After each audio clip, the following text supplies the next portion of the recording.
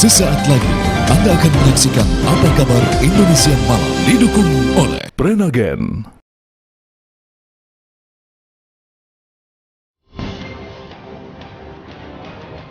Dua rumah Ketua KPK Firly Bahuri di wilayah Bekasi, Jawa Barat dan di Jalan Kertanegara, Jakarta Selatan digeledah oleh penyidik dari Direktorat Kriminal Khusus Polda Metro Jaya.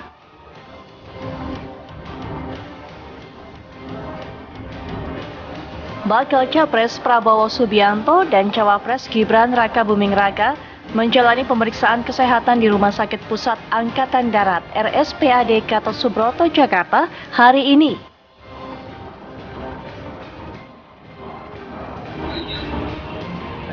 Petugas Pitlab Forpolda Jawa Tengah melakukan pemeriksaan lokasi jembatan kaca yang pecah di Hutan Pinus, Limpa Kuwus, Kabupaten Banyumas. Pemeriksaan dilakukan untuk mengumpulkan bukti-bukti insiden.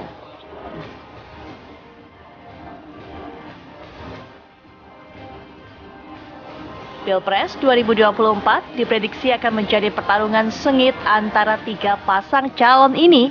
Dan seperti pemilu sebelumnya, kaum sarungan, sebutan untuk para santri, menjadi perebutan pemburu kursi presiden. Saksikan di Apa Kabar Indonesia Malam.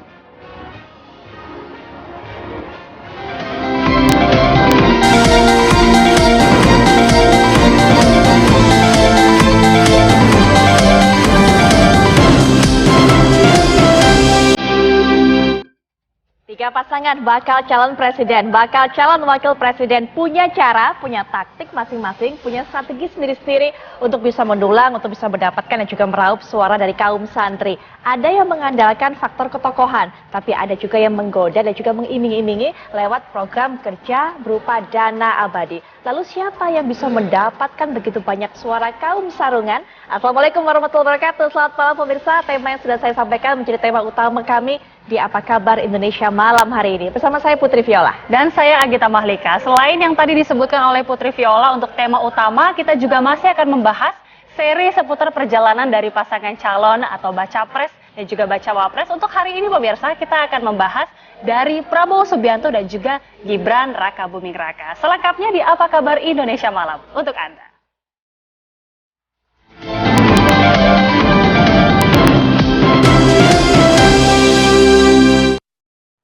Pemirsa, kita kawali jumpa kita malam hari ini dengan melihat kabar mengenai puluhan petugas Direktur Reserse Kriminal Khusus Polda Metro Jaya yang menggeledah rumah Ketua KPK Firly Bahuri di klaster Galaksi A1A2 di Kelurahan Jaga Setia, Kota Bekasi, Jawa Barat pada Kamis siang. Dan menurut Ketua RW setempat, selain rumah pribadi Ketua KPK, ada dua rumah tetangganya yang juga digeledah oleh petugas.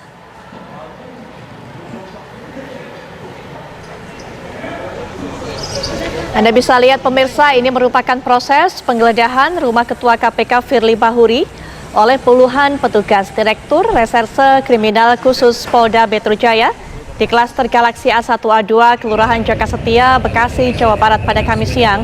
Dan menurut Ketua RW 19 Irwan Irawan, penggeledahan oleh petugas ini dilakukan di tiga rumah. Yang pertama adalah rumah Ketua KPK Firly Bahuri. Kemudian rumah kedua adalah rumah tetangganya, seorang purnawirawan Polri. Dan yang ketiga adalah rumah warga sipil di sekitar lokasi.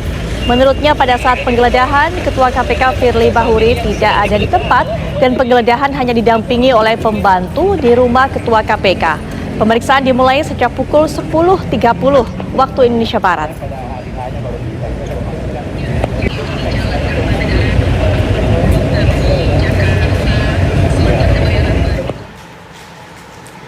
Selama 3 jam, pemirsa, rumah pimpinan KPK Firly Bahuri di Jalan Kertanegara nomor 46 Jakarta Selatan digeledah tim penyidik di Treskrimsus Polda Metro Jaya. Penyidik membawa satu buah koper dibawa keluar dari rumah Firly Bahuri di Jalan Kertanegara 46 usai penggeledahan. Penggeledahan di rumah pimpinan KPK tersebut berlangsung selama 3 jam dari pukul 11.30 waktu Indonesia Barat hingga 14.30 waktu Indonesia Barat. Selama proses penggeledahan, rumah pimpinan KPK Firly Bahuri dijaga ketat oleh pihak kepolisian. Nampak polisi dengan senjata laras panjang berjaga-jaga di lokasi penggeledahan. Selain itu juga belum ada keterangan resmi terkait dengan hasil penggeledahan rumah pimpinan KPK Firly Bahuri di Jalan Kertanegara nomor 46 Jakarta Selatan dari pihak Polda Metro Jaya maupun pihak KPK. Sebelumnya pemirsa, para penyidik ini sempat tertahan di luar sebelum akhirnya ada seseorang yang membukakan pintu rumah Firly Bahuri. 3 pejabat yang diyakini dari KPK juga hadir dalam penggeledahan tersebut dengan membawa 1 tas koper dan 1 buah printer.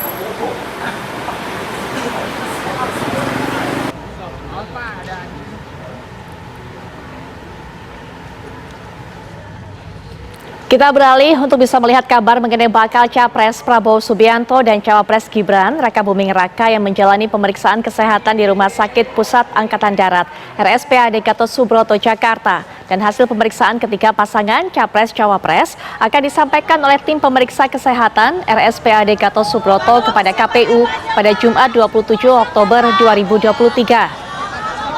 Bakal Capres dan Cawapres dari Koalisi Indonesia Maju, Prabowo Subianto dan Gibran Raka Buming Raka menjalani rangkaian pemeriksaan kesehatan di Rumah Sakit Pusat Angkatan Darat Gatot Subroto Jakarta. Pemeriksaan kesehatan ini merupakan persyaratan pendaftaran pemilihan presiden atau Pilpres 2024. Rangkaian pemeriksaan kesehatan ini sekitar 8 hingga 10 jam berlangsungnya. Dan rangkaian pemeriksaan ini juga telah dilakukan terhadap para bakal pasangan calon lainnya. Dan tentunya nanti akan disampaikan hasilnya oleh tim pemeriksa kesehatan dari RSPAD Gatot Subroto kepada KPU di hari Jumat pada 27 Oktober. Selanjutnya KPU juga akan menetapkan pasangan Capres dan Cawapres secara resmi pada 13 November 2023.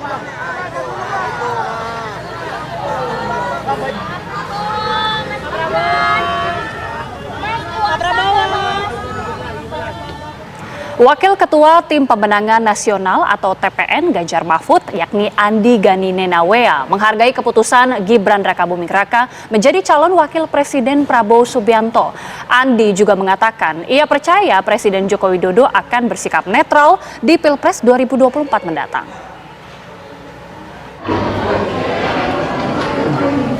Wakil Ketua Tim Pemenangan Nasional TPN Ganjar Mahfud Andi Gani Nenawea menghormati keputusan putra Presiden Joko Widodo Gibran Raka Buming Raka maju menjadi calon Wakil Presiden Prabowo Subianto. Andi Gani menilai keputusan untuk maju sebagai cawapres Prabowo adalah hak prerogatif wali kota Solo itu. Andi juga mengaku tak khawatir dengan arah dukungan Presiden Joko Widodo di Pilpres 2024. Ia meyakini Presiden Jokowi akan bersikap netral.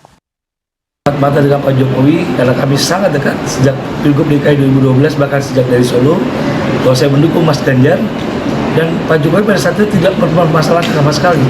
Dan itulah demokrasi yang sangat bagus, saling menghargai pilihan masing-masing. Contohnya seperti hari ini saya mengucapkan selamat kepada Pak Prabowo dan Mas Gibran sudah mendaftarkan diri ke KPU. Marilah bersaing secara sehat, jujur, fair dan tentunya adil untuk menjalani pemilu ke depan. Tentunya kami tidak mempermasalahkan lagi hal itu dan kami yakin betul Pak Jokowi akan netral, Pak Jokowi sebagai kepala negara akan netral dan akan membiarkan Pilpres ini akan berjalan dengan damai dan juga adil, dan tentunya semua bisa melihat kenetralan Pak Jokowi nanti ke depan. Rabu malam, Ketua TPN Ganjar Mahfud Arsyad Rashid mengumumkan sejumlah tokoh baru yang masuk dalam tim untuk memenangkan Pilpres 2024. Mereka yang diumumkan diantaranya Ketua Bapilu Partai Persatuan Pembangunan Sandiaga Uno yang menjabat sebagai Ketua Dewan Pakar atau TPN, dan Todung Mulya Lubis sebagai Deputi Hukum TPN. Dengan bergabungnya nama-nama baru di TPN Ganjar Mahfud diharapkan dapat memperkuat tim dalam memenangkan pasangan Capres-Cawapres Ganjar Pranowo Mahfud MD di Pilpres 2024. Tim TV One mengabarkan. Menantu Presiden Joko Widodo yang juga Wali Kota Medan, Bobi Nasution dalam dilema menyusul langkah kakak iparnya Gibran Raka Buming Raka yang kini menjadi bakal calon Wakil Presiden Prabowo Subianto. Ya, sebagai kader PDI Perjuangan, Bobi telah ditunjuk menjadi juru bicara dan kampanye nasional Ganjar Mahfud. Namun di sisi lain, Bobi tak bisa menampik bila harus mensukseskan Gibran menjadi RI 2.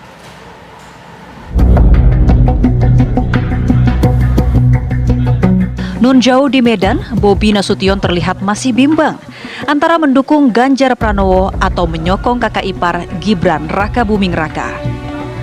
Suami adik kandung Gibran, Kahiyang Ayu ini di internal PDI Perjuangan sudah didapuk menjadi juru kampanye nasional pemenangan Ganjar Mahfud. Kepala-kepala daerah yang muda ini ditugaskan untuk menjadi juru kamnas dan juga sekaligus juru bicara Pak Ganjar Prof Mahfud di wilayahnya masing-masing. Bobi Afif Nasution, Wali Kota Medan, 32 tahun. Pak, dari sekarang nggak putus, pinjam 100. Meledak.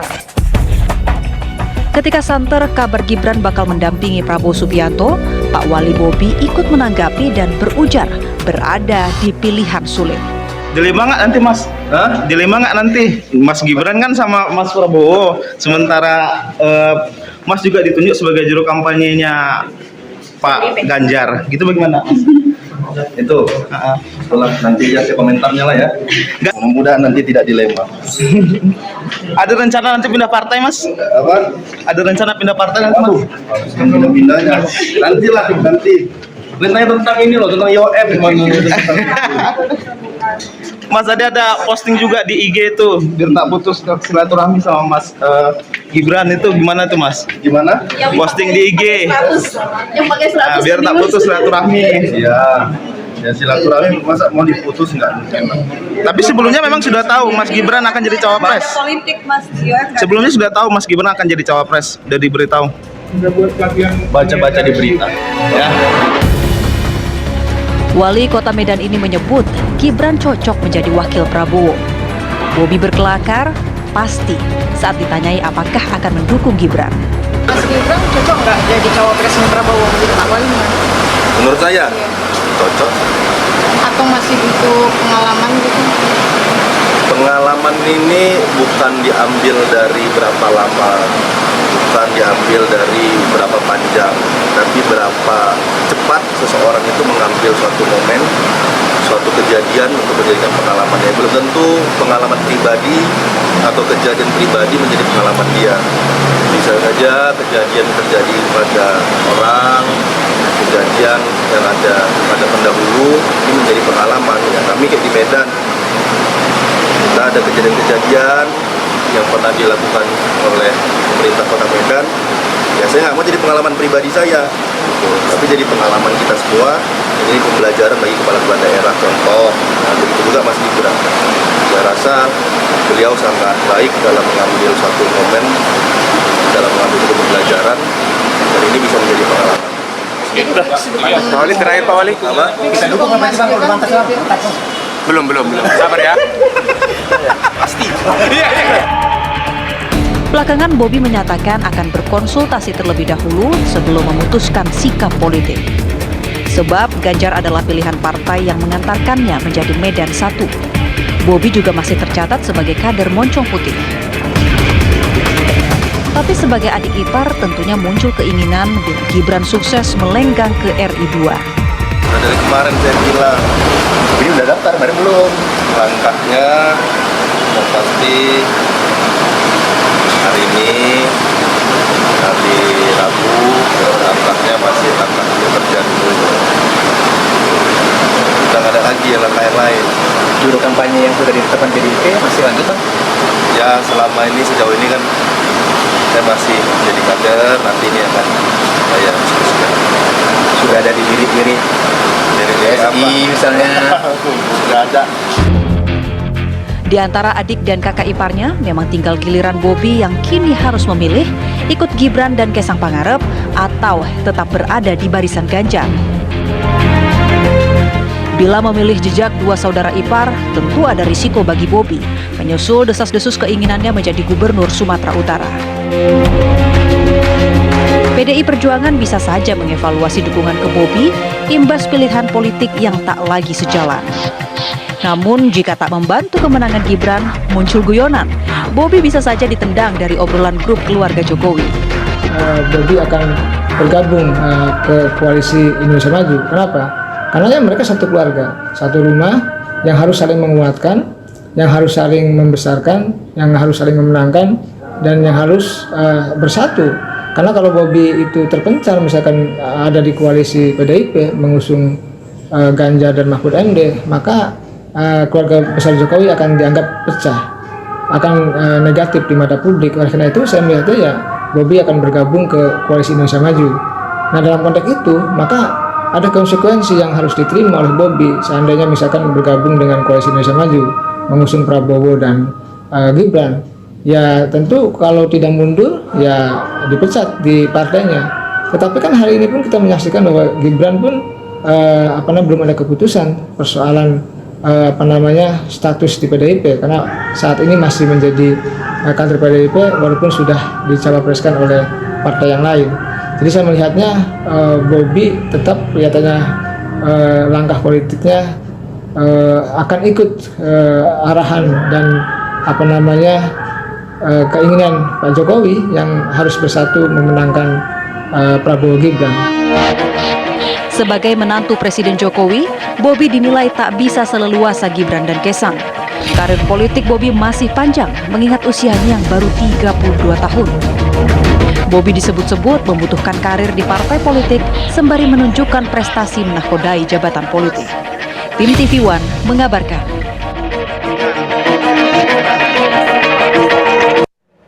Pemirsa, suara kalangan pesantren menjadi target capres dan cawapres untuk menarik simpati rakyat. Ya, janji manis dan soal para ulama menjadi agenda penting. Pemilihan presiden dan wakil presiden yang hanya hitungan bulan saja, dan 3 pasang capres dan cawapres ini mulai bersiasat mencari simpati dari kalangan pesantren.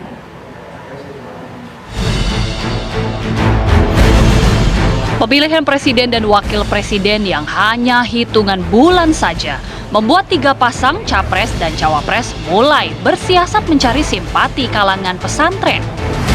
Komunitas sarungan ini menarik untuk didekati karena sangat kental dengan Nahdlatul Ulama, organisasi terbesar umat muslim di Indonesia. Kegiatan sowan meminta doa para kiai hingga janji manis disampaikan untuk menarik simpati kalangan pesantren. Itu pun yang dilakukan kontestan Pilpres 2024. Di hadapan puluhan ribu pendukungnya, Gibran Raka Buming Raka menyampaikan program dana abadi pesantren. Dan jangan lupa, para santri, pasti kita dukung penuh. Untuk itu, mohon izin Pak Prabowo, saya ingin membocorkan beberapa program unggulan.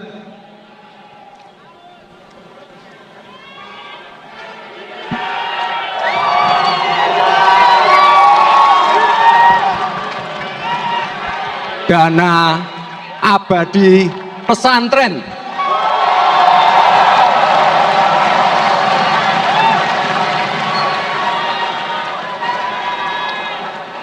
Dana abadi pesantren ini adalah mandat dari Undang-Undang Nomor 18 Tahun 2019. Sebelumnya, Capres Prabowo pun turut mengunjungi pesantren milik Gus Miftah di Sleman, Yogyakarta. Di tempat itu, Prabowo berjanji akan menuntaskan kemiskinan dan meminta kalangan pesantren untuk memilihnya. Pasca tes kesehatan di RSPAD Jakarta, Anies Baswedan pun tancap gas mengunjungi pesantren Al-Badar yang berlokasi di Kecamatan Jayanti, Kabupaten Tangerang, Banten. Anies Baswedan mengenakan sarung dan baju koko putih bagaikan santri di kalangan pondok pesantren. Mantan Gubernur Jakarta itu berjanji akan menyamaratakan kesetaraan kebijakan, fasilitas, sampai dengan beasiswa.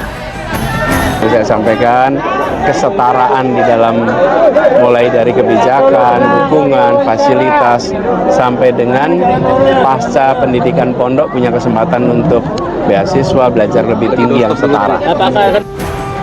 Dalam kesempatan itu, Anies juga mengunjungi peresmian Posko Relawan Tangerang Raya. Sementara itu, Capres Ganjar Pranowo bersilaturahmi dengan santri dan ulama yang tergabung dalam Himpunan Santri Nusantara di Nusa Tenggara Barat. Ganjar juga bertemu dengan pengasuh pesantren Ponpes Nurul Muhsinin, Desa Batujai, Lombok Tengah, NTB. Ganjar yang didampingi oleh TPN, Tuan Guru Bajang atau Muhammad Zainul Majdi, mengajak kalangan pesantren untuk terus berinovasi, mengembangkan diri di tengah kemajuan teknologi dan perkembangan zaman. Ya, selalu saja setiap ke Ponpes ada satu yang disampaikan.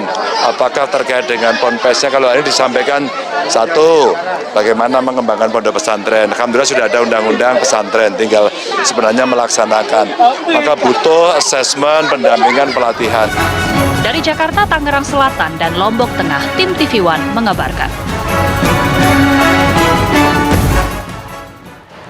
Seperti yang sudah Anda saksikan dalam tayangan tadi, ketiga pasangan ini berupaya keras untuk bisa meluluhkan hati santri dan juga mendapatkan suara mereka dalam pemilu 2024 mendatang. Lalu bagaimana caranya, strateginya, dan juga manuvernya? Kita akan bahas tentunya. Ya, sesaat lagi Putri Viola akan kembali berdialog bersama dengan sejumlah narasumber. Usai jeda pemirsa, apa kabar Indonesia Malam segera kembali. Pemilihan Presiden 2024 semakin dekat. 3 nama pasangan calon kuat telah muncul di gelanggang politik nasional, masing-masing dengan latar belakang yang berbeda. Diketahui pasangan pertama adalah mantan Gubernur DKI Jakarta Anies Baswedan dan Ketua Umum Partai Kebangkitan Bangsa PKB Mohaimin Iskandar. Selanjutnya Ganjar Pranowo, mantan Gubernur Jawa Tengah, dan Mahfud MD, Menteri Koordinator Bidang Politik Hukum dan Keamanan Menko Polhukam. Dan terakhir, Ketua Umum Partai Gerindra dan Menteri Pertahanan Prabowo Subianto dipasangkan dengan Gibran Rakabuming Raka, putra sulung dari Presiden Joko Widodo. Pilpres 2024 diprediksi akan menjadi pertarungan sengit antara 3 pasang calon ini. Dan seperti pemilu sebelumnya, kaum sarungan, sebutan untuk para santri, menjadi perebutan para pemburu kursi presiden. Memiliki populasi yang besar, kelompok santri dianggap bakal menentukan kemenangan seorang kandidat. Oleh sebab itu, 3 bakal pasangan capres dan cawapres berlomba merebut dan memikat kaum santri dan pesantren. Di kubu capres Prabowo Subianto, bakal cawapres Gibran Rakabuming Raka mengusung program Dana Abadi Santri dan Pesantren sebagai program unggulannya. Sementara pasangan Anies Caimin terus bergerilya di kantong-kantong pesantren. Pasangan ini tentunya memiliki modal besar menggait kaum santri. Pasalnya Caimin adalah cicit pendiri NU yang juga pahlawan nasional Kiai Haji Bisri Syamsuri. Sementara pasangan Ganjar Pranowo dan Mahfud MD sudah tak asing lagi di dunia santri dan pesantren. Keduanya memiliki latar belakang NU. Terlebih Mahfud MD memiliki akar di Jawa Timur dan Madura, daerah yang merupakan basis sebaran NU terbesar di Indonesia. Lantas, kemanakah suara santri bakal berlabuh dari 3 pasangan ini? Bagaimana strategi para pasangan capres dan cawapres memikat para kaum santri? Tim TV One mengabarkan.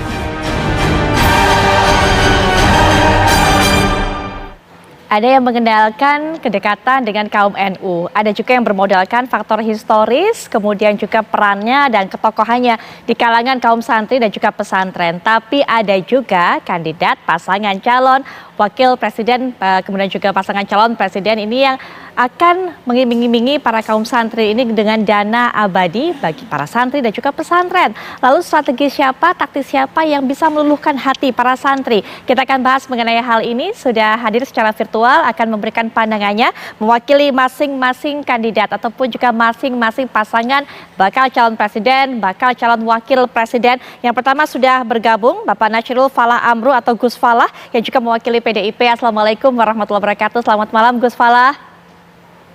Halo Mbak Putri, baik. Semuanya Mas Andri. Ya, dan juga sudah bergabung dengan kita ada Bang Andre Rosiade yang juga mewakili Gerindra, tentunya mewakili juga pasangan dari Prabowo Subianto dan juga Gibran Rakabuming Raka. Assalamualaikum warahmatullahi wabarakatuh. Selamat malam Bang Andre.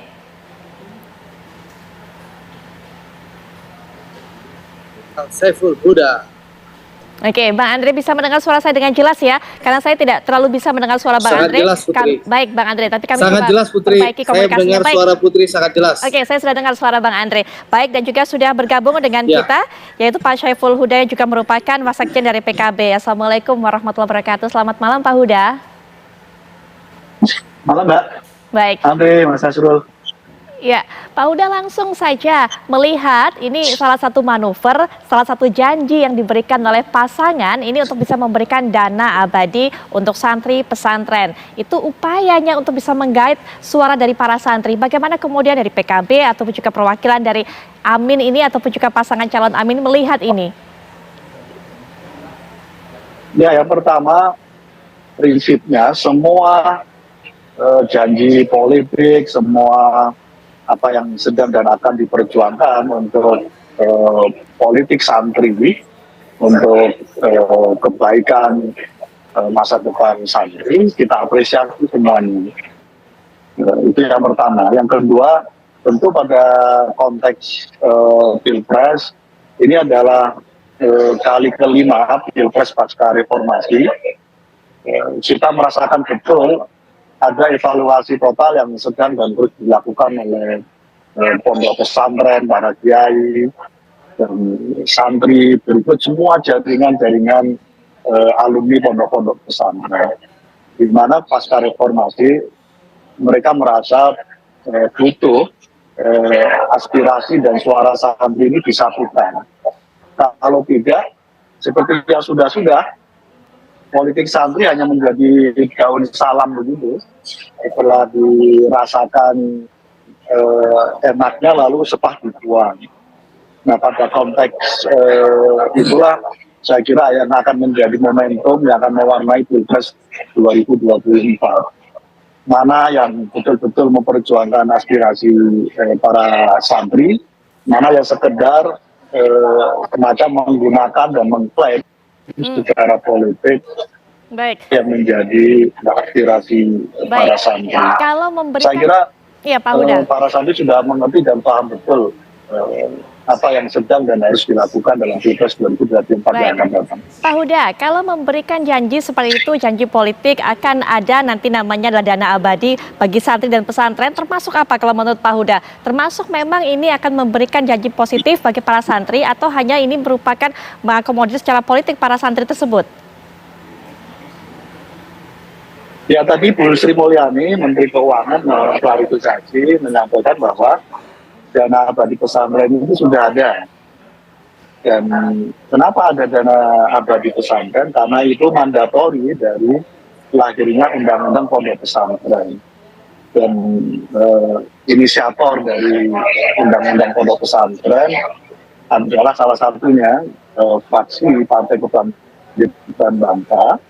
Dan di dalam penetapan Undang-Undang Pondok Pesantren ketika diusulkan di DPR, saya kira tidak perlu saya menyampaikan secara terbuka mana fraksi-fraksi yang setuju dan tidak setuju dengan lahirnya Undang-Undang Pondok Pesantren ini. Gitu.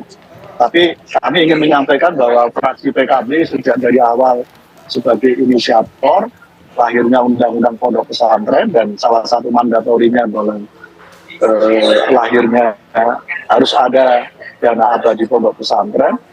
Dan melalui DPR waktu itu selama 2 periode ini kami meminta supaya itu dilaksanakan, dan syukur alhamdulillah pada tahun ini dana abadi pondok pesantren sudah beralokasi 2 triliun, dan kami merasa itu masih cukup kurang untuk mengurusi berbagai kebutuhan dan kepentingan para santri. Kalau hanya dengan 2 triliun. Baik. Jadi semangatnya kami ingin menyampaikan bahwa dana abadi pondok pesantren ini sudah ada, dan ini adalah mandatori dari Undang-Undang Pondok Pesantren, dan PKB salah satu inisiator dari lahirnya Undang-Undang Pondok Pesantren ini. Jadi nggak bisa sepenggal saja dimaknai proses ini. Jadi ini sudah proses panjang yang semua elemen sudah terlibat menyangkut soal ini. Baik, Bang Andre, seperti dikatakan oleh Pak Huda tadi, sudah ada penjelasan juga dari Ibu Sri Mulyani maupun juga dari pihak Kementerian Keuangan. Sebenarnya sudah ada mengenai dana abadi pesantren ini. Mungkin saya bisa ulang dan juga bisa jelaskan kembali bahwa dana abadi pesantren sebenarnya merupakan bagian dari dana abadi pendidikan. Pengelolaan programnya sendiri juga dikelola oleh Kementerian Agama, membiayai LPDP, prosesnya juga sedang berjalan. Kemudian juga program persiapan beasiswa, program multimedia pesantren, dan juga penguatan pengambilan fatwa dan lain-lain. Sudah ada sebenarnya. Lalu apa yang membuat berbeda dengan rencana program yang dicanangkan oleh Pak Prabowo dan juga Mas Gibran, Bang Andre? Ya, seperti disampaikan Mas Gibran dalam pidato beliau sesaat deklarasi sebelum berangkat ke KPU, kan clear, itu merupakan tadi yang disampaikan oleh Pak Huda, itu adalah amanat undang-undang ya, yang sudah undang-undang pesantren yang sudah ada itu. Tentu sudah kewajiban kita untuk melaksanakan amanat undang-undang. Nah, disitulah pasangan Pak Prabowo dan Mas Gibran menunjukkan komitmennya secara terang-menerang dan tegas bahwa kita betul-betul ingin melaksanakan undang-undang pesantren ini. Dan kita menunjukkan keberpihakan yang jelas. Makanya Mas Gibran menyampaikan dana abadi untuk santri atau pesantren itu akan dimunculkan oleh pasangan ini. Kalau sekarang kan dana itu mungkin dalam tanda kutip ada, tapi kan tidak jelas. Nah, sekarang yang akan kita lakukan adalah bagaimana ini benar-benar menjadi program yang terlihat dan jelas dan bisa betul-betul dirasakan manfaatnya oleh seluruh santri dan pondok pesantren yang ada. Jadi betul kata Bang Huda, saya rasa seluruh kandidat punya komitmen yang sama bagaimana mendukung pesantren, komitmen dengan perkembangan santri. Nah, di kami ini kita formalkan menjadi lebih jelas bentuk keberpihakan kami. Makanya dimunculkanlah namanya dana abadi untuk santri dan pesantren ini gitu loh. Sehingga di bagian program yang jelas dan terukur supaya apa? Supaya pesantren semakin maju dan santri-santri semakin mendapatkan tempat di Indonesia ini. Seperti itu maksudnya. Baik, Putri. baik Bang Andre, kami dapatkan penjelasannya. Gus Falah, kalau kita melihat strategi dari pasangan Amin ini, ada Caimin di sana sebagai bakal calon wakil presiden yang juga merupakan ketum dari PKB. Kalau kita lihat juga dari pasangan Pak Prabowo dengan Mas Gibran, ini andalannya untuk bisa menggait suara para santri dengan dana abadi yang sudah kita bahas di awal tadi. Kemudian dari pasangan Ganjar dan juga Mahfud MD, melihat hal ini bagaimana kemudian? Apakah cukup yakin bisa merebut suara dari kaum santri dengan adanya kekuatan ataupun juga ketokohan yang dimiliki oleh Pak Ganjar ataupun juga Pak Mahfud? Gus Falah? Baik, Mbak Putri. Jadi kalau kita melihat secara histori, kita bisa melihat bahwa kita ini dari pemilu 2004 itu kita sudah senantiasa bergandengan dengan santri, dengan Kiai Hasyim Muzadi, kemudian dengan Pak Yusuf Kalla, dengan Pak Yai Ma'ruf Amin, dan sekarang dengan Pak Yai Mahfud MD. Artinya kita ini sudah menjalankan, kita melaksanakan apa yang dikatakan kebutuhan santri. Jadi santri dalam konteks ini, pasangan Pak Ganjar ini sudah memasukkan pasangannya adalah bagian dari santri, itu satu. Yang kedua, kalau kita lihat Pak Ganjar dalam beberapa waktu kemarin ketika beliau menjabat sebagai gubernur, beliau sudah menyalurkan 549 untuk dana bantuan pesantren. Artinya yang dilakukan pasangan Pak Ganjar dan Pak Yai Mahfud ini sesuatu yang sudah terjadi dan sudah nyata. Kemudian kita juga mengusulkan adanya Direktorat Jenderal Pesantren. Jadi pesantren ini untuk mempercepat afirmasi sesuai amanat Undang-Undang Pesantren 18, artinya kita ingin juga bahwa Direktorat Jenderal Pesantren ini yang akan mengurus segala hal, memajukan pesantren, memajukan santri, memajukan santriwati. Dan kalau kita bicara dana abadi yang disampaikan pasangan sebelah, saya pikir kita juga mempunyai hal yang sama. Bahkan kita lebih teknis lagi, kita akan mengusulkan pembentukan Direktorat Jenderal Pesantren. Itu Mbak. Baik. Nah, dari kondisi-kondisi seperti ini kita juga bisa menyampaikan bahwa santri yang kita usung itu benar-benar santri tulen, santri yang memang mengakar, santri yang memang mempunyai masa. Jadi bukan santri kaleng-kaleng, itu Mbak Putri. Ada ya santri kaleng-kaleng ya Gus ya? Ya ada yang ngaku santri ngajinya kalongan sebentar kan juga kaleng loh. Baik Gus, nanti kita bahas lagi tentunya. Sudah bersama saya juga pengamat politik Mas Khairul Umam. Assalamualaikum warahmatullahi wabarakatuh. Selamat malam Mas Khairul Umam. Malam, baik, Mbak Putri. Ini menarik kalau masing-masing pasangan punya strategi untuk bisa menggait suara santri. Mengandalkan faktor historis, faktor sejarah, kedekatan, faktor ketokohan. Tapi ada juga yang soal dana abadi yang sudah sempat tadi kita berbincangkan dan langsung jadi polemik di kalangan masyarakat. Tapi nanti mungkin Mas Umam bisa berikan pandangan siapa kira-kira yang strateginya lebih ampuh. Apalagi kemudian menggait suara santri. Kalau kata Gus Fala, suara santrinya bukannya santri kaleng-kaleng. Nanti kita akan bahas lebih lanjut, tapi setelah jeda berikut ini kami segera kembali. Kartu anak sehat untuk pencegahan stunting, dana abadi pesantren.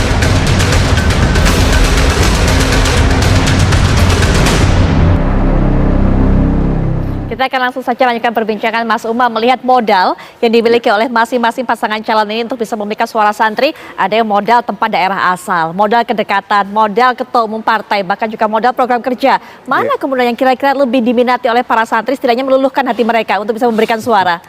Memang tidak mudah karena semuanya cukup kompetitif, Mbak Putri. Tapi kita perlu mencermati apa yang dilakukan oleh Gibran dalam konteks ini itu adalah bagian dari upaya preemptive strike di dalam konteks menyampaikan visi atau misi atau dalam konteks ini adalah kinerja apa yang akan ditampilkan di Pilpres nanti. Karena kalau misal dari sisi ketokohan dari aspek santri misalnya, memang Caimin bagaimanapun juga lebih menunjukkan dia terah dari Mbah Bisri Samsuri, kemudian dia juga keluarga besar Jombang juga cukup kuat dengan akar Nahdlatul Ulama. Sementara Pak Mahfud juga relatif memiliki kedekatan dengan unsur-unsur santri dan juga jaringan pesantren. Tetapi komposisi dari Gibran dan juga Pak Prabowo diakui atau tidak memang belum menunjukkan kedekatan atau konteks identitas dengan komunitas santri itu sendiri. Maka langkah ini barangkali diupayakan atau diikhtiarkan sebagai upaya untuk tadi preemptive strike sebelum yang lain bicara lebih banyak tentang pesantren, tentang santri, bentuk kontribusinya seperti apa, dia dorong lebih dulu. Dan itu kemudian dia sudah mencuri start dalam konteks ini, dia seolah kemudian ingin menunjukkan bahwa Gibran dan juga Pak Prabowo lebih memiliki concern, perhatian lebih terhadap pesantren itu sendiri. Nah, di level itu tentu ini menjadi kabar gembira, meskipun di saat yang sama sejumlah catatan juga harus dihitung betul. Apakah dari aspek yang ada selama ini, mulai dari beasiswa santri itu sudah ada sejak era Pak SBY, dilanjutkan era Pak Jokowi, kemudian terkait dengan Pontren ya. Kalau misal di Kementerian Agama, setahu saya Pontren itu memang sudah ada direktorat khusus, tetapi bukan pada level dirjen. Tetapi apakah kemudian diletakkan pada nomenklatur yang lebih tinggi misalnya menjadi dirjen, apakah kemudian akan menjadi titik beda signifikan? Tentu beda, tetapi concernnya relatif tidak jauh berbeda. Nah, kemudian di sisi yang lain kita juga perlu melihat apakah kemudian dengan dana abadi itu konteksnya seperti apa? Apakah endowment fund seperti di global universities pada umumnya yang kemudian sebenarnya itu diberikan untuk menjadi saving dalam arti menjaga bagaimana sirkulasi kegiatan operasional dan lain sebagainya. Tetapi harus dijaga betul bagaimana kemudian akuntabilitas karena ini uang negara, bukan uang milik privat. Nah, seringkali dalam konteks pesantren ada kesulitan untuk membedakan mana privat, mana domain privat dan mana domain publik. Nah, di dalam konteks ini siapapun, apakah Gibran, Caimin atau Pak Mahfud, kalau mencoba untuk meyakinkan mengakumulasi kekuatan dukungan santri dengan menggunakan konteks anggaran terkait dengan dunia pesantren, maka harus diklirkan dulu. Ini di ranah apa? Kalaupun dana abadi disampaikan diberikan kepada pesantren, targetnya apa, pengelolaannya seperti apa, dan kemudian implementasinya seperti apa. Oke, mungkin sampai di poin situ itu ada 3 challenge mungkin yang akan saya langsung saja teruskan challenge tersebut, pertanyaan tersebut kepada Bang Andre. Bagaimana Bang Andre? Mungkin bisa dijelaskan lebih lanjut mengenai 3 hal tadi yang harus secara spesifik ditanyakan oleh Mas Umam. Jadi mohon maaf saya tadi ada urusan sedikit. Gimana Putri? Ya, baik. Tadi kemudian harus lebih spesifik lagi, seperti apa sebenarnya secara teknis mengenai dana abadi para pesantren ini digunakan untuk apa, ataupun juga akuntabilitasnya seperti apa. Nah, itu bagaimana kemudian nanti pelaksanaannya? Ya tentu hal ini akan didetailkan nanti, akan ada debat kan Capres dan Cawapres. Tentu Capres dan Cawapres kami akan menjabarkan secara detail dengan angka-angka, dengan program yang lebih rigid nantinya. Tidak elok dan tidak etis saya menyampaikan, karena inilah rakyat ingin menyaksikan debat antara Capres dan Cawapres. Apalagi kan kita tahu berbagai kelompok menyatakan Cawapres kami ini anak kemarin sore, anak ingusan gitu loh. Tapi ternyata Mas Gibran bisa memberikan kejutan kemarin di saat pendaftaran, bagaimana secara narasi dan artikulasi Mas Gibran tidak kalah dengan tokoh-tokoh lainnya.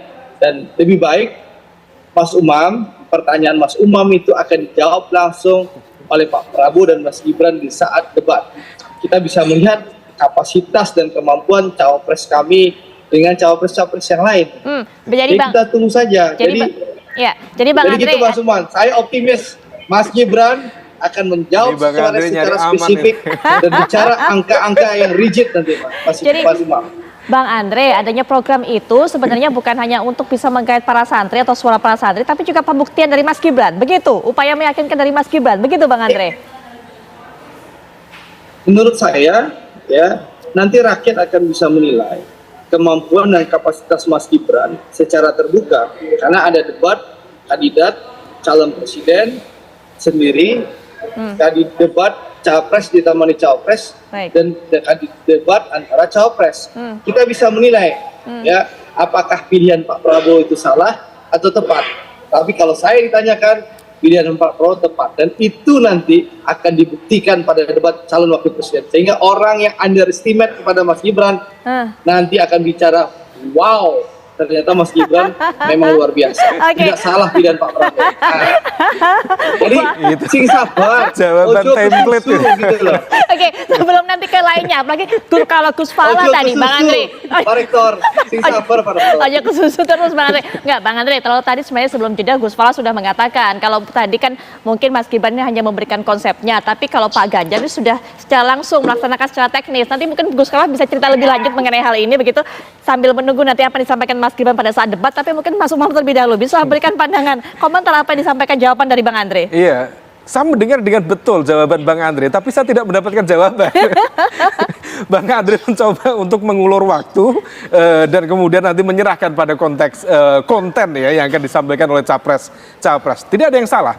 Tetapi begini, bahwa dalam konteks pengelolaan dana abadi pesantren itu betul-betul kemudian harus dicermati betul. Jangan sampai ini hanya berhenti pada level gimmick. Mbak, dalam konteks dunia pesantren kita tahu cukup banyak manuskrip-manuskrip yang bicara tentang itu, termasuk dari bukunya Pak Zamasori The Fair, kemudian Greg Veiley, Greg Barton, yang kemudian menggarisbawahi bahwa titik keunikan dari pesantren adalah the institutional sovereignty, kedaulatan institusionalnya. Kalau misal kemudian konteks dana abadi, mungkin nawaitunya baik, tetapi kalau misal kemudian ini kan uang rakyat, uang negara, diletakkan seperti apa, pertanggungjawabannya seperti apa, dan kalau misal kemudian nanti ada proses pertanggungjawaban yang tidak sesuai, apakah kemudian otoritas negara akan masuk di sana? Kalau misal demikian, ini tentu akan menjadi sebuah pertanyaan besar. Bagaimana kemudian kedaulatan pesantren? Apakah negara akan mengintervensi pesantren? Nah, ini yang kemudian memunculkan sejumlah pertanyaan-pertanyaan betul. Nah, niatnya baik, tetapi jangan sampai hal yang sepele menjadi spolo. Baik, gitu. Baik, Mas Umam. Mungkin sebelum jeda, silakan Bang Andre. Singkat saja ya, Bang Andre. Sebelum jeda, Bang Andre, singkat saja sebelum jeda. Mas Umam, kenapa saya tidak menyampaikan secara detail, Mas? Karena ini adalah program yang kita tampilkan, menunjukkan keberpihakan pasangan Pak Prabowo dan Mas Gibran kepada pesantren dan santri. Nah, kalau kami ungkap secara detail, nanti kan nggak seru lagi. Dan juga bisa diadopsi dan di copy paste. Nantilah pas debat, biar terjawab bahwa seorang anak ingusan itu ternyata cerdas, mampu, dan punya kapasitas gitu loh. Baik, Bang Andre. Dan ini representasi kaum milenial dan Gen Z gitu. Iya. Baik, dari calon yang muda, kalau kata Bang Andre, klaim Bang Andre punya sesuatu yang kejutan untuk bisa menarik suara santri. Nanti mungkin Gus Falah juga bisa beri pandangan, karena tadi Gus Falah mengatakan kalau Pak Ganjar mah soal action sudah lebih dulu mengenai hal ini. Kemudian Pak Huda juga bisa berikan pandangan mengenai hal ini, termasuk juga Mas Umam katakan ini jangan hanya sekedar janji ataupun juga gimmick politik. Sesaat lagi kita akan bahas lebih lanjut, kami segera kembali. Baik, kita lanjutkan perbincangan. Gus Falah, kalau tadi dikatakan oleh Bang Andre, sepertinya pemimpin muda ini, Prabowo dan juga wakilnya yaitu Mas Gibran, ini sudah menyiapkan sesuatu yang bisa bisa mengejutkan kaum santri sehingga bisa mendapatkan suaranya. Apakah pasangan Ganjar dan juga Pak Mahfud cukup pede dengan modal yang dimiliki, dengan strateginya nanti kemudian juga tidak akan kalah dalam hal menggait suara para santri? Ya, baik Mbak Putri. Jadi begini loh, kalau kita bicara dana abadi buat pesantren itu sesungguhnya kan sudah diperjuangkan dari 2 tahun yang lalu ya, dan tahun ini pun juga sudah berjalan. Itu ditanya aja teman-teman fraksi dari P3, dari PKB juga akan mengamini, akan mengiyakan itu. Jadi artinya dalam konteks ini, kalau kita ini sebagai seorang santri yang hanya diiming-iming, yang hanya akan diberikan janji manis, itu saya pikir ya sah-sah aja dalam konteks untuk meraih suara. Tapi santri itu berbeda loh.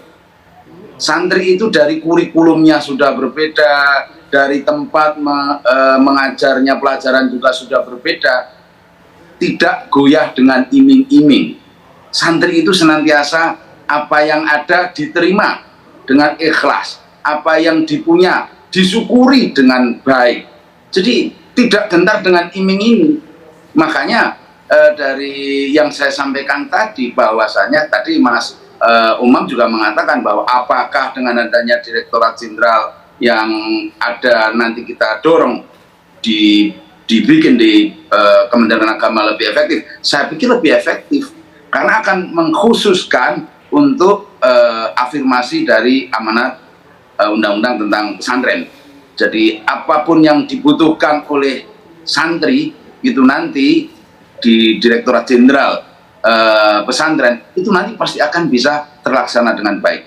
Yang ketiga, saya perlu sampaikan juga, Pak Ganjar itu ketika menjabat beberapa waktu yang lalu sebagai gubernur juga mendapatkan penghargaan yang luar biasa dengan mengumpulkan amal zakat ya.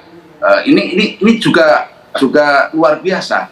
Artinya apapun yang sudah dilakukan oleh Pak Ganjar itu sudah terbukti, dan bukti ini ketika beliau nanti jadi presiden atas ridho Allah, pastinya tidak hanya iming-iming, dijalankan, diterapkan, dan tentunya kalau tadi Mas Andri mengatakan wow, kita wow 3 kali wow-nya Mas Andri gitu loh. Jadi pasti akan dijalankan dan itu akan lebih baik lagi. Itu Mbak Putri. Baik, Mbak Andre bilang wow, Gus Falah bilang wow, triple wow artinya. Kemudian kalau dari pasangan Amin, Pak Huda, apa yang kemudian bisa dikatakan, bisa dijanjikan kepada para santri, bagaimana solusi ataupun cara untuk bisa menjawab para kebutuhan santri, Pak Huda? Ya begini, sekali lagi saya ingin sampaikan, apa yang disampaikan oleh Mas Gibran bukan sesuatu yang baru, karena dana ada di pesantren itu sudah ada tahun sebelumnya. Besarannya 2 triliun, diambil dari dana pendidikan, dana abadi pendidikan 20 triliun. Nah pada konteks ukuran dan representasi memang kami di pasangan Amin dan PKB memang merasa ini belum sesuai dengan apa yang menjadi kebutuhan dalam konteks bagaimana mengafirmasi santri dan seterusnya.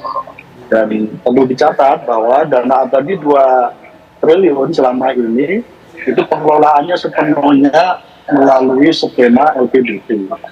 Jadi sepenuhnya untuk pembiayaan beasiswa bagi para santri kita, baik kuliah di luar negeri, kampus-kampus terbaik di luar negeri, di dalam negeri, maupun beberapa kampus yang lain yang sifatnya kekhususan di kampus-kampus keagamaan, misalnya di Al-Azhar dan seterusnya itu.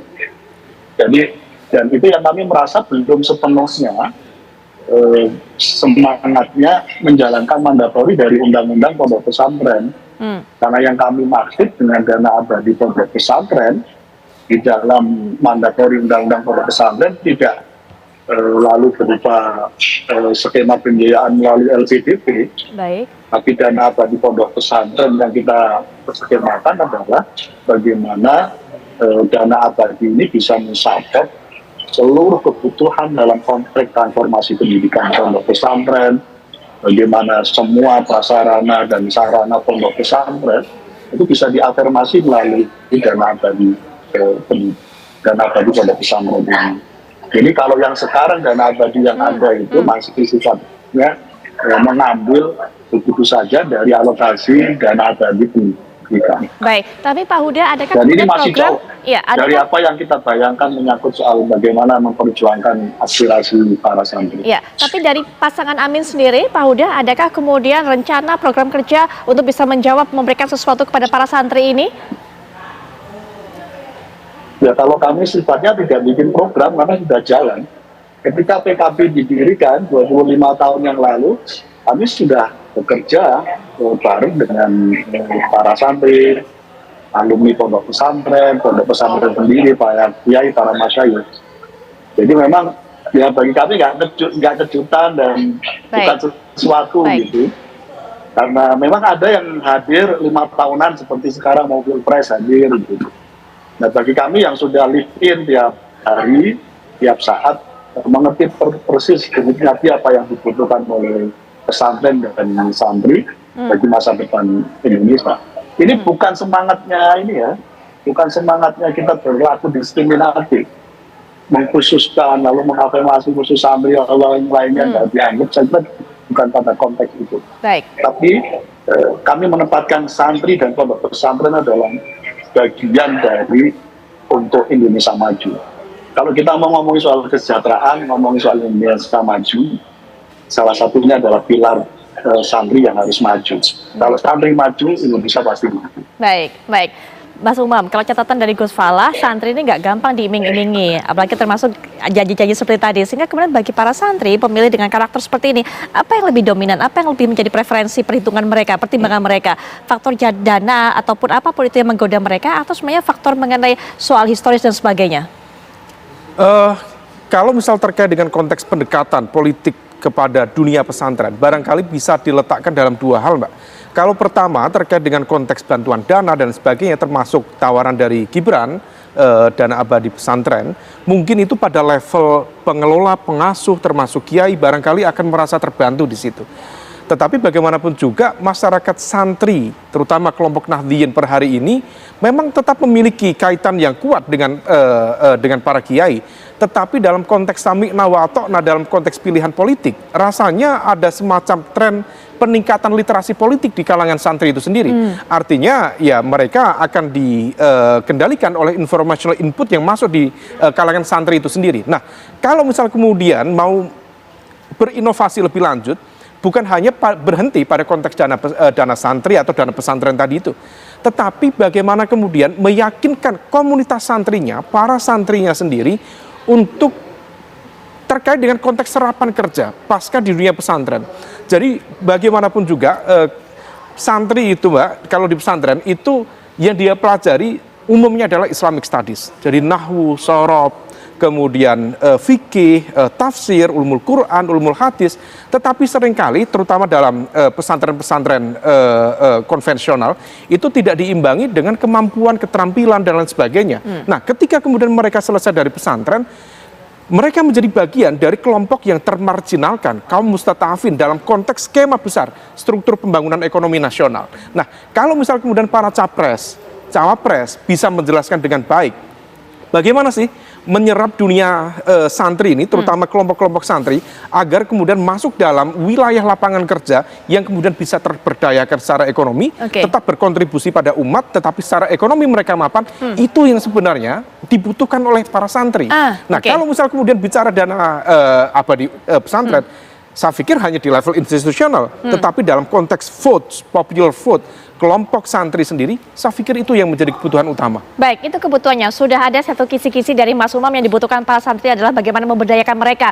Lalu bagaimana kemudian kebutuhan ini diterjemahkan dan juga diberikan solusinya oleh para pasangan calon. Nanti kita akan bahas juga bersama masing-masing narasumber, Gus Falah, Pak Huda dan juga Bang Andre. Tapi setelah jeda berikut ini kami segera kembali. Kartu anak sehat untuk pencegahan stunting. Dana abadi pesantren.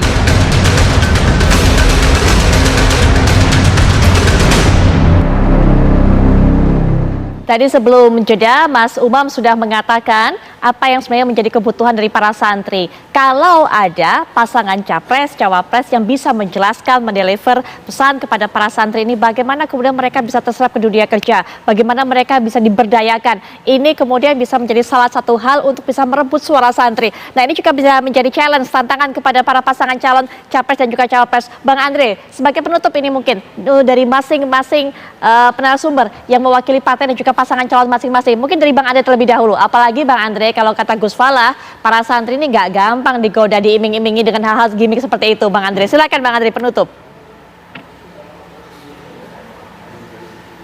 Tentu kalau kita menyampaikan secara terbuka dalam deklarasi dan Mas Gibran menampilkan olahraga, itu bukan gimmick dan iming-iming.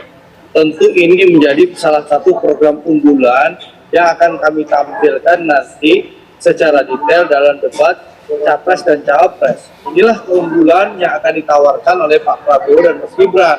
Jadi itu bukan gimmick. Tidak mungkin gimmick kalau ini dimunculkan di dalam ruang forum terbuka dan orang ingin tahu soal kapasitas Mas Gibran. Yang mohon maaf, di tempatnya Gus Falah itu selalu diolok-olok seakan-akan anak ingusan seperti senior partainya Gus Falah menyampaikan. Nah, tentu ini harus dijawab. Nah, tidak mungkin Mas Gibran menyatakan ini gimmick. Ini ada salah satu program ya dan masuk dalam visi-visi Pak Prabowo dan insya Allah nanti secara detail akan dijelaskan oleh Mas Gibran. Jadi kita lihat apakah Mas Gibran itu anak ingusan, tidak punya kapasitas setelah debat dengan Pak Mahfud dan Gus Muhaimin. Bang Andre, kami pahami. Kami menilai dan melihat. Dan saya optimis Mas Gibran mampu menjabarkan itu secara detail dengan angka-angka yang rigid. Sehingga kita tahu bahwa cawapres pilihan Pak Prabowo, cawapres yang berkualitas dan cocok mendampingi Pak Prabowo 5 tahun ke depan. Baik, Bang Andre, karena keterbatasan waktu juga mungkin Gus Falah dan juga Pak Huda mungkin nanti bisa memberikan jawaban dengan singkat. Apalagi tadi menyinggung, Mas Umam sudah memberikan informasi kepada kita apa yang sebenarnya menjadi kebutuhan bagi para santri. Silakan Gus Falah. Gus Falah, mohon maaf kami tidak bisa mendengar suaranya, mungkin masih di mute, mungkin mohon membantu untuk bisa dinyalakan terlebih dahulu. Oke. Baik, silakan Gus Falah. Mbak Putri, tadi saya mendengar yang disampaikan Mas Umam bahwasanya pesantren itu lulus dari pesantren kemudian menjadi masyarakat yang termarginalkan. Justru di sini kan kita melihat bahwasanya kurikulum dari pesantren itu berbeda. Sangat berbeda, ya kan? Bagaimana mereka belajarnya, yang tadi disampaikan Mas Umam, Nausoro, fikih, dan sebagainya lah. Konteksnya kemudian adalah supaya tidak termarginalkan, disitulah pentingnya adalah Direktorat Jenderal Pesantren. Di situ akan mengatur bagaimana pengaturan tentang segala hal kebutuhan dari santri. Ketika mereka nanti sudah rampung menimba ilmu, khususnya di pesantren Salafiyah, mereka kemudian tidak masuk termarginal. Tapi insya Allah lah, seluruh santri tidak akan yang termarginalkan. Seluruh santri lulus dari pondok pesantren itu pasti jadi orang hebat semua di tingkatan lapisan masyarakat. Nah, dengan adanya Direktorat Jenderal Pesantren ini, insya Allah akan semakin baik. Gitu loh Mbak Putri. Baik, itu maksud saya Mas Umam. Iya, kami dapatkan jawabannya. Pak Huda, silakan terakhir Pak Huda sebagai penutup juga.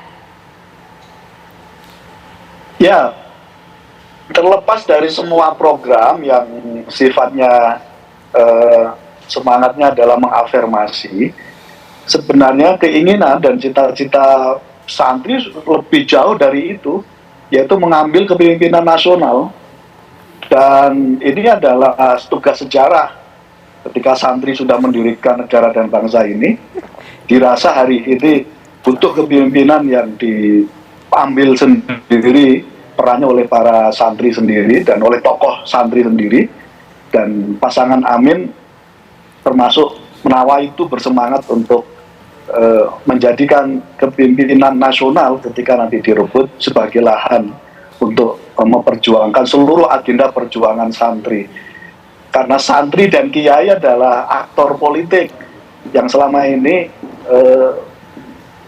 begitu saja, ibarat seperti sampaikan berkali-kali, dorong mobil mogok, setelah didorong lalu ditinggalkan. Sudah tidak zamannya lagi. Jadi level politik pasca reformasi, para santri dan para kiai menghendaki sudah waktunya tokoh santri menjadi pemimpin negeri ini. Dan semua agenda menyangkut soal perjuangan politik kebangsaan dan keislaman yang selama ini menjadi pilar utama santri akan bisa diwujudkan dengan merebut kepemimpinan nasional pada tahun 2024 yang akan datang.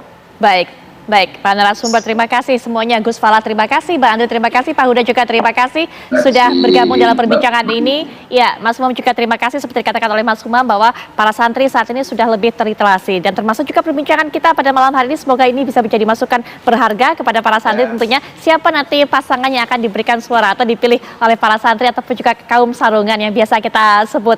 Memang tugas kami di TV One ini adalah untuk terus mengabarkan dan Anda yang memutuskan. Sesaat lagi Anda akan bersama dengan Agita Malika untuk bisa menyaksikan rangkaian kabar terbaru, termasuk kami juga akan menjelaskan bagaimana perjalanan dari salah satu pasangan calon, bakal calon presiden, bakal calon wakil presiden, mulai dari deklarasi mereka hingga perjalanan mereka ke masa pendaftaran di KPU. Agita? Iya betul sekali Bu Tri dan juga pemirsa, saat lagi Apa Kabar Indonesia Malam masih akan hadir dengan sejumlah informasi penting lainnya, termasuknya juga Tupi katakan tadi kita akan membahas secara mendalam bagaimana perjalanan pasangan calon yaitu Prabowo Subianto dan juga Gibran Rakabuming Raka. Sesaat lagi pemirsa. Pemirsa, personil Bitlafor Polda Jateng hari ini melakukan pemeriksaan lokasi jembatan kaca yang pecah di hutan pinus Lumpakus, Kabupaten Banyumas. Pemeriksaan ini dilakukan untuk mengumpulkan bukti-bukti pasca insiden. Polisi ini sudah memeriksa 12 saksi sejauh ini. Personil Bitlafor ini melakukan pemeriksaan terutama di titik kaca yang pecah. Sejumlah barang bukti diambil untuk dilakukan pemeriksaan lebih lanjut. Sejauh ini polisi sudah mendapatkan sejumlah kesimpulan terkait usia jembatan, spesifikasi dan pengelolaan yang ditengarai menimbulkan insiden pecahnya kaca. Hingga hari ini polisi juga sudah memeriksa 12 saksi terkait insiden ini. Terbaru adalah saksi pemilik wahana jembatan kaca, pembuat, pekerja, dan sejumlah orang yang berada di lokasi kejadian. Namun belum menentukan tersangka atas kasus ini.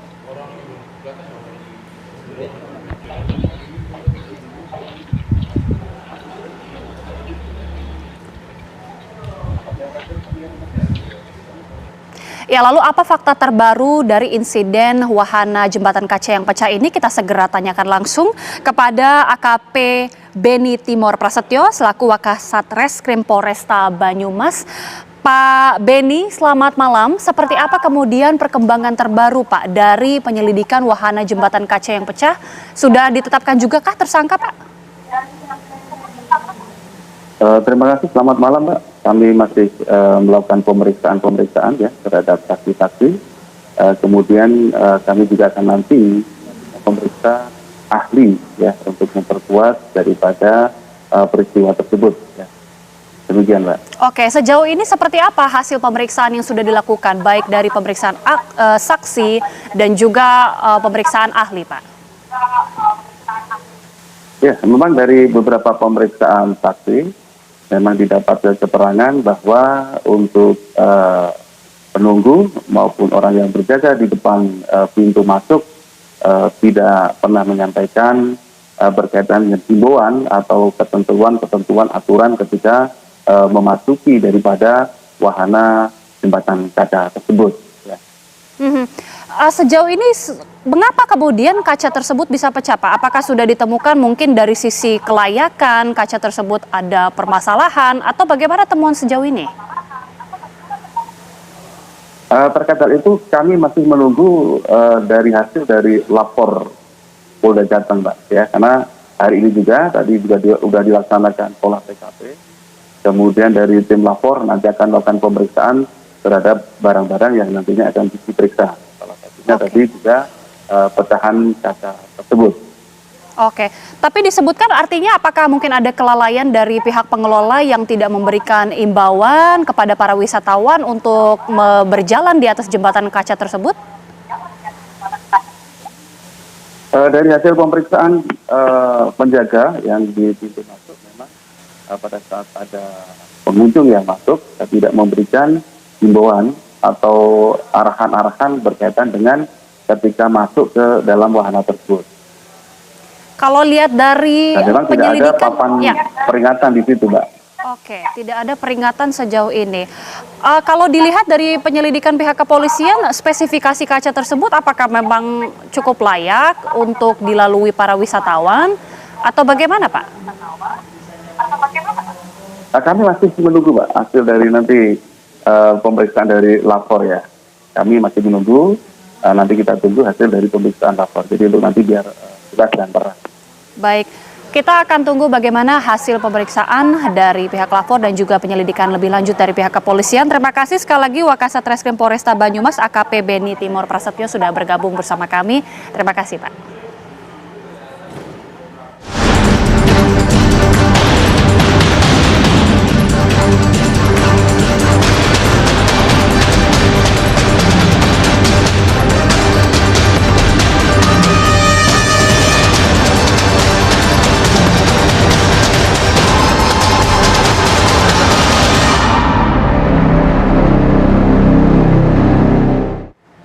Pemirsa, sejak hari Senin kemarin kami Apa Kabar Indonesia Malam ini sudah menyajikan bagaimana perjalanan timeline para pasangan calon yang akan berkontestasi di Pilpres 2024 mulai dari pasangan Anies Baswedan dan Caimin, kemudian Ganjar dan juga Mahfud, dan sekarang hari ini kita akan membahas secara mendalam bagaimana perjalanan timeline pencapresan dari Prabowo Subianto dan juga Gibran Rakabuming Raka. Kita juga bersama dengan pengamat politik kita yaitu Mas Hoirul Umam. Mas Hoirul Umam bergabung lagi bersama kami. Selamat malam. Malam Mbak Inta.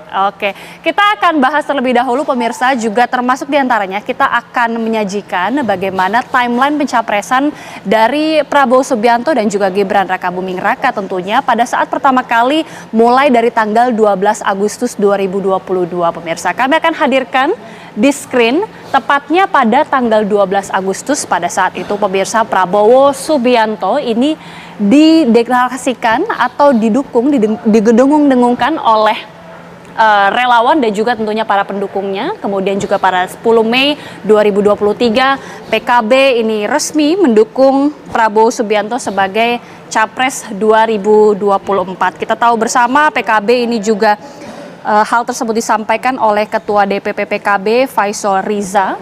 Tanggal 19 Mei 2023 Prabowo ini bertemu dengan Gibran di Angkringan Solo tapi saat itu menegaskan tidak ada agenda khusus dalam pertemuan. Barulah kemudian pada 13 Agustus Golkar dan PAN bergabung dalam koalisi Gerindra.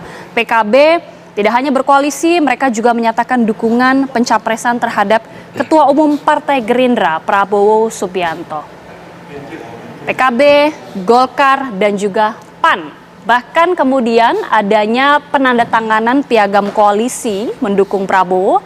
4 parpol ini resmi mendukung Ketua Umum Gerindra Prabowo Subianto menjadi Capres di pemilu 2024. Dan soal Cawapres masing-masing parpol juga sepakat untuk berdiskusi lebih intens lagi. Namun kemudian pemirsa pada tanggal 2 September Caimin ini mendeklarasikan diri sebagai Cawapres Anies Baswedan. Di tengah-tengah terjadi perubahan secara sepihak juga kita ingat bersama Ketua Umum Partai Nasdem Surya Paloh menetapkan Caimin sebagai Cawapres Anies. Kemudian ini berujung pada tanggal 17 September SBY, AHY, Ibas ini datang bertemu Prabowo di Hambalang. Bahkan disebutkan juga oleh Prabowo bahwa SBY dan juga dirinya menghasilkan keputusan yang bagus soal arah dukungan Partai Demokrat untuk pencapresan Prabowo Subianto.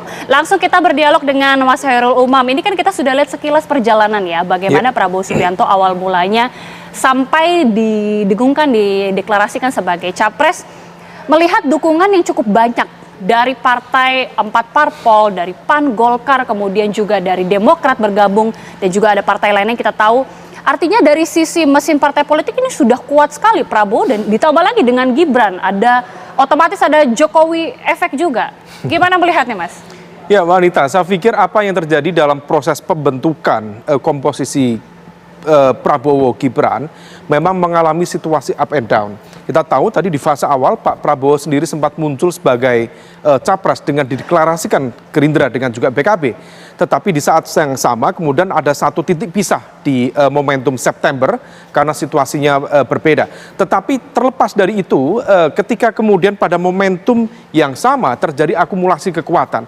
Sehingga kemudian per hari ini kalau kita bicara tentang akumulasi kekuatan, maka Prabowo Gibran memang mengantongi angka dukungan tertinggi. Kalau misal kita merujuk pada jumlah kursi di parlemen, maka ada sekitar 45%, disusul oleh pasangan Amin di angka 29% dan juga Ganjar Mahfud di angka sekitar 25%. Nah, tetapi memang di sisi yang lain ada hal-hal yang cukup menarik. Kalau misal kemudian dihitung, ada dua tokoh yang barangkali perlu untuk diperhitungkan. Pertama adalah Presiden RI ke-6, ada Pak Susilo Bambang Yudhoyono di sana. Yang kedua, ada Presiden RI ke-7, yaitu Pak Joko Widodo. Artinya apa? Ada dua presiden di belakang Pak Prabowo. Berarti semakin kuat dong dukungannya, Mas? Justru itu. Ini yang kemudian seolah mencoba untuk diklaim oleh teman-teman di Gerindra misalnya, hadirnya kekuatan triumvirat yang kemudian menjadi akar kekuatan yang cukup masif di dalam upaya mengkonversi basis dukungan itu menjadi kemenangan ke depan. Oleh karena itu ini menjadi sebuah modal yang cukup positif, meskipun tentu pasangan Prabowo Gibran tetap harus mengantisipasi beberapa hal.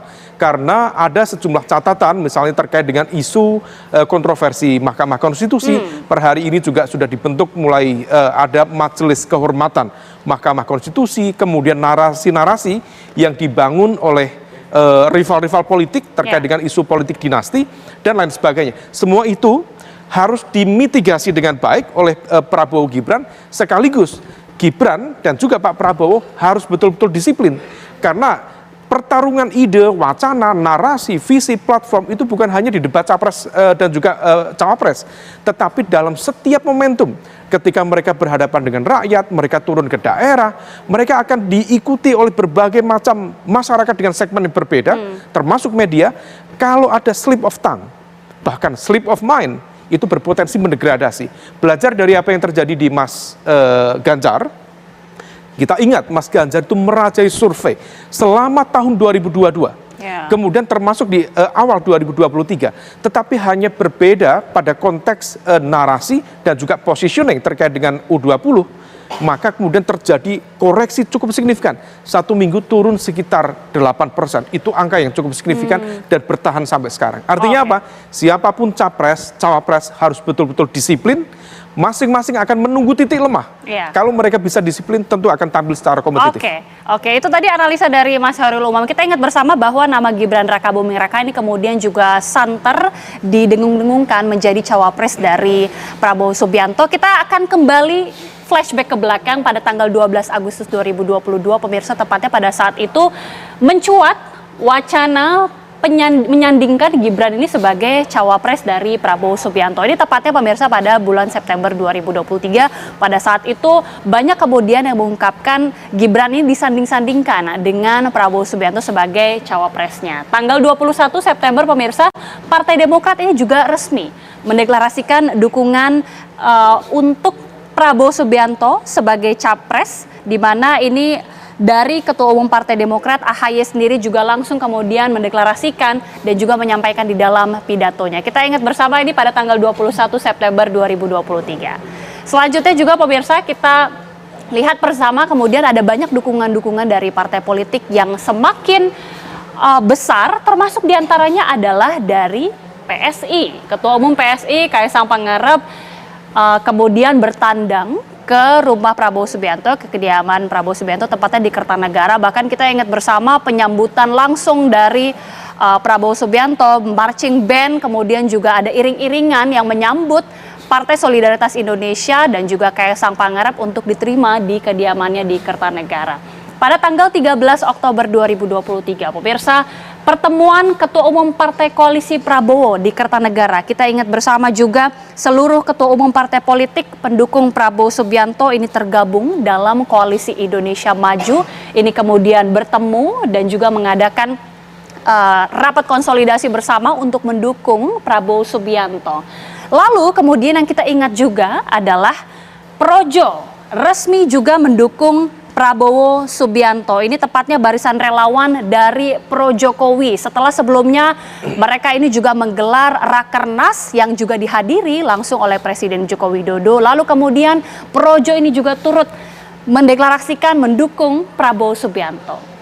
Kemudian kita akan beralih ke tanggal 16 Oktober pada saat MK membacakan putusan judicial review, di mana saat itu putusan menyebutkan cawapres yang pernah terpilih melalui pemilu baik sebagai DPD, kemudian juga DPR, gubernur ataupun wali kota dapat mencalonkan diri sebelum atau meskipun belum berusia 40 tahun. Barulah kemudian pemirsa pada tanggal 22 Oktober Prabowo Subianto mendeklarasikan Gibran Rakabuming Raka sebagai cawapres pendamping Prabowo Subianto. Ini dia sekilas perjalanan dari Prabowo Subianto dan juga Gibran Rakabuming Raka. Nanti kita juga akan membahas bagaimana kemudian elektabilitas berdasarkan hasil survei dari Prabowo maupun baik dari Gibran selama beberapa bulan terakhir. Kita akan bahas juga bersama dengan Mas Khairul Umam. Sesaat lagi pemirsa, kami kembali.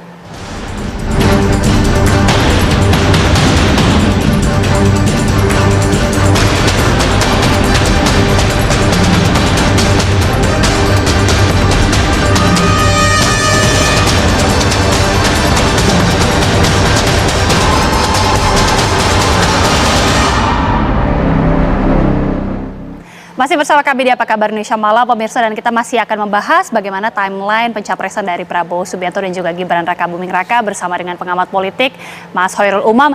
Mas Khairul Umam, tadi kalau kita sudah lihat ya dari perjalanan historinya timeline pencapresan, ini kan artinya kita tahu pasangan dari Prabowo dan Gibran ini mengusung jelas-jelas keberlanjutan, penerusan dari program Presiden Joko Widodo. Ini artinya apakah akan bikin mungkin PDIP yang sebenarnya juga awalnya narasinya sama keberlanjutan juga akan gegerkah, atau jangan-jangan ada sisi negatifnya dengan narasi keberlanjutan dari Prabowo Gibran ini, mungkin ada efek negatifnya mungkin? Di fase awal Mbak Rita memang ada satu tantangan tersendiri karena bagaimanapun juga gerbong pro keberlanjutan itu terbelah dua. Satu gerbong yang mengusung Pak Prabowo, yang satu gerbong yang mengusung Pak Ganjar Pranowo. Nah, situasi ini yang kemudian membuat Jokowi misalnya sebagai pihak yang kemudian mencoba untuk mendorong betul isu tentang legacy, tentang keberlanjutan, itu kemudian menjadi harus memilih kepada siapa yang kemudian harus didorong. Tetapi di saat yang sama ada sebuah situasi yang justru itu menciptakan ketidakkondusifan secara politik. Karena situasi itu ditentukan oleh positioning dari Gibran per hari ini masih tercatat sebagai kader dari PDIP.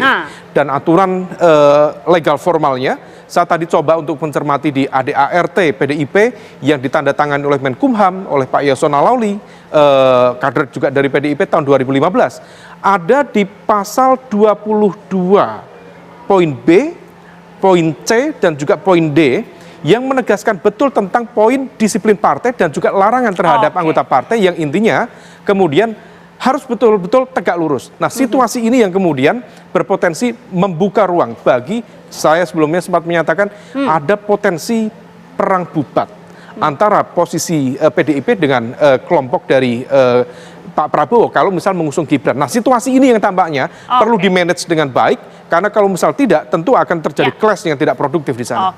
Kita coba hadirkan juga bagaimana elektabilitas berdasarkan dari sejumlah lembaga survei dari Prabowo Subianto. Ini pemirsa kita hadirkan bersama-sama, ini mulai dari Agustus 2022 sampai September 2023. Pemirsa, kita tahu bersama bahwa ini mungkin kalau dilihat ya Mas Khairul Umam, grafiknya ini sepertinya agak sedikit naik turun, bahkan sempat turun, tapi di menjelang akhir yaitu pada bulan Juli dan juga September, puncaknya, peaknya, lalu kemudian pada bulan September ini sempat menurun sedikit. Apa yang bisa dibaca dari grafik ini? Ya, pertama bahwa aspek elektabilitas itu bersifat up and down. Dia tidak akan mengalami satu proses yang kemudian konstan. Nah, up and down itu ditentukan betul oleh informational input yang masuk di masyarakat. Pemberitaan apa, sentimennya negatif atau positif. Nah, Kalau misalnya kita cermati dari 2022 sampai di penghujung 2022, posisi dari Pak Prabowo waktu itu masih berada di nomor 2. Dia berada di level di bawah Pak Ganjar. Tetapi sekali lagi yang tadi kita diskusikan Mbak Anita, pada momentum April sampai kemudian Juni mengalami akselerasi, dan poin itu disebabkan oleh menurunnya tingkat elektabilitas Mas Ganjar terkait dengan kontroversi U20. Nah, situasi ini yang tampaknya kemudian harus diantisipasi betul. Nah, apa yang kemudian pesan harus disampaikan? Capres, cawapres menjelang pilpres yang akan datang harus betul-betul disiplin, jangan sampai terjadi slip of tongue atau bahkan slip of mind. Karena sekali itu terjadi, dia berpotensi kemudian mendegradasi elektabilitas dan juga menjadi sentimen yang kurang produktif di mata publik. Nah, ini kalau tadi dari sejumlah lembaga survei, ini kita hadirkan juga dari LSI, pemirsa. Ini kalau dari LSI justru grafiknya sangat naik ya, Mas Hoirul Umam ya. Artinya kan berarti sampai saat ini tingkat kepuasan dari pemilih dari Pak Prabowo ini semakin hari semakin meningkat. Bahkan di terakhirnya ini pada bulan September 2023, ini sudah pada peaknya. Ya, kalau kita cermati dari data versi LSI, ini LSI DNICA ya, dia terlihat meningkat tajam karena dia berasal dari start yang cukup rendah, di angka 25,4%. Kemudian meningkat di momentum 33,9%, itu di momentum tadi ketika posisi elektabilitas Mas Ganjar mengalami penurunan. Tetapi yang terpenting Mbak Nita, di posisi itu mulai terlihat betul manuver-manuver politik dari Pak Jokowi. Beliau tidak pernah menunjukkan statement secara terbuka memberikan dukungan kepada Prabowo atau kepada Ganjar. Pada saat itu terlihat sekali ya bermain dua kaki. Betul, ya. tetapi di saat yang sama manuver dia termasuk juga sel-sel kekuatan politik di sekitar Pak Jokowi semakin terang benderang mulai menunjukkan keberpihakan kepada Pak Prabowo. Kita masih ingat misalnya di momentum Mei, Juni, Juli, Musra waktu itu, yang diprakarsa oleh Projo dan juga sejumlah elemen relawan Jokowi yang memiliki kedekatan dengan Pak Jokowi, justru ketika hasil musrah diumumkan di momentum Juli, hasilnya nomor 1 adalah Pak Prabowo Subianto, dan itu tidak dipublikasikan. Saya masih ingat betul di angka dihadirkan kepada Pak Jokowi 20% itu Pak Prabowo Subianto. Nomor 2 Mas Ganjar di angka 19%. Nomor 3 baru kemudian Pak Erlangga Hartarto waktu itu.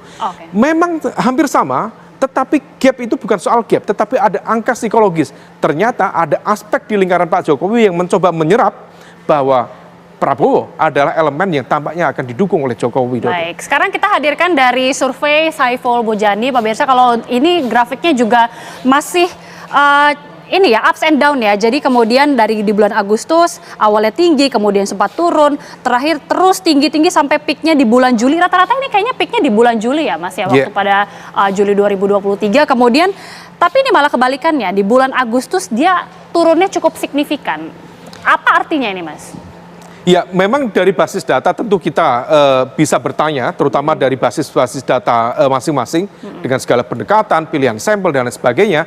Tapi kalau misal kita cermati, posisi dari Pak Prabowo tetap berada di cukup, kalau tidak di posisi pertama, di posisi kedua.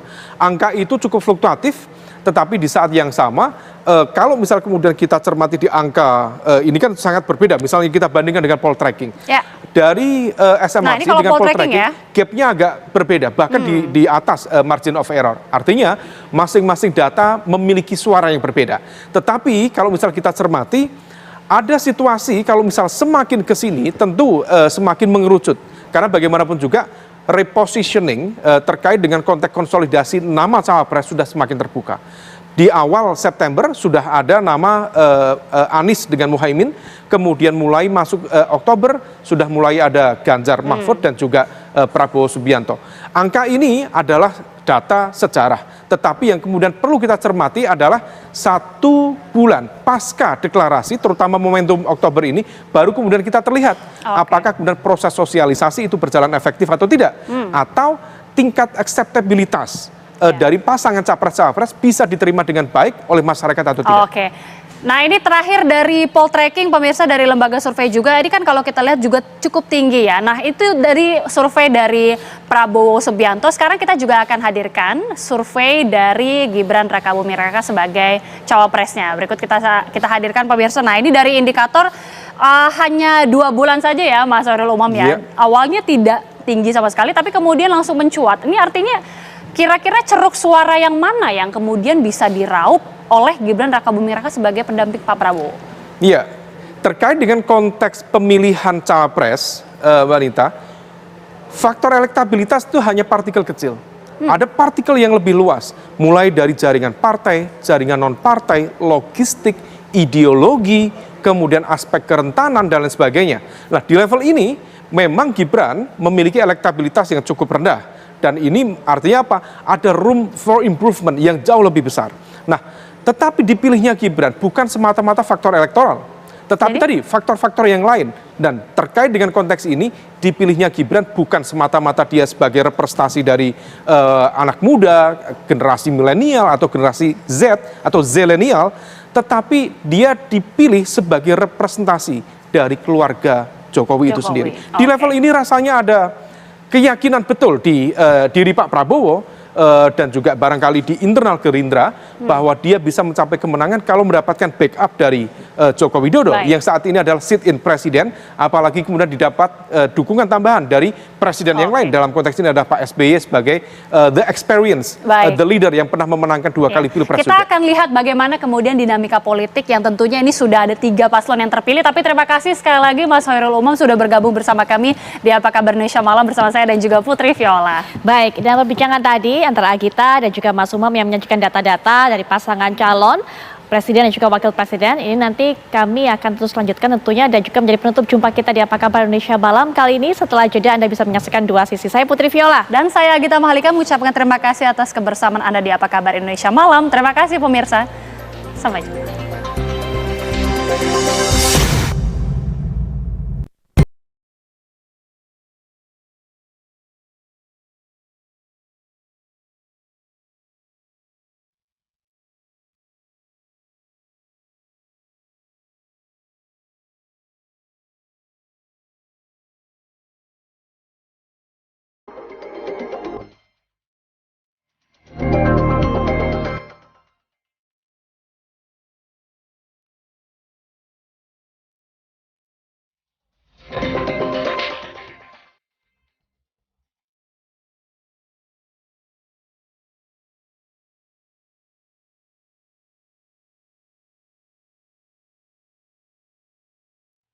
Jumpa.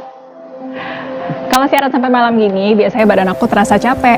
Supaya badan aku tetap bugar, aku selalu berusaha penuhi kecukupan cairan dan mineral tubuh. Nah, makanya aku selalu minum Le Mineral yang diambil dari sumber mata air pegunungan dengan kandungan mineral esensial seimbang yang berkualitas. Le Mineral kemasannya juga ditutup berlapis loh. Bukan cuma disegel, tapi botolnya juga keras sebelum dibuka. Bikin kita ngerasa aman, bebas dari pemalsuan. Aku tadinya nggak bisa minum banyak.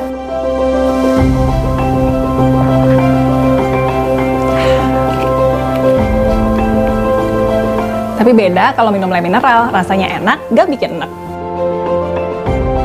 Jadi kalau harus tugas keluar lapangan, aku juga nggak perlu khawatir kalau harus beli air mineral di mana aja.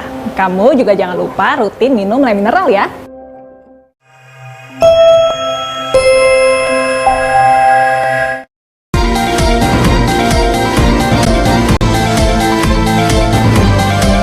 Baru saja menyaksikan Apa Kabar Indonesia Malam, didukung oleh Morinaga Chilgo.